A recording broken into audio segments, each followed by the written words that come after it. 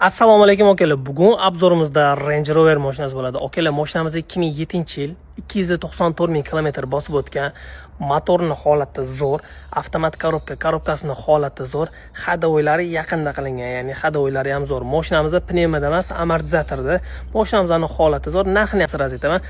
Narxi 9500 AQSh dollar akalar. Bemalol murojaat qilsanglar bo'ladi. Endi sizlarga mashinani bitta ko'rib chiqamiz. O'zini paytida 120 ming, 130 ming dollar bo'lgan mashina va kuniga 110 dollardan pul topgan mashina. Hozirgi narxini qaranglar. Atigi 9,5 ming dollar. Mashinamizning diska balonlari holati zo'r. Yonidagi jabrlar, mashinamizda full, ya'ni lyuklari bor. Sizlar bilan orqa rakursini ko'ramiz. Mashina skromniy, derskiy, hamma biladi bu mashinani. Orqa rakursini ko'rsanglar bo'ladi. Res optikalar qo'yib qo'yilgan. Xo'p, elektronniy bagaj, двойной выхлопной sistema. Выхлопной sistemaning ovozlari ham juda ham zo'r. Endi sizlar bilan bitta interyerini ko'ramiz.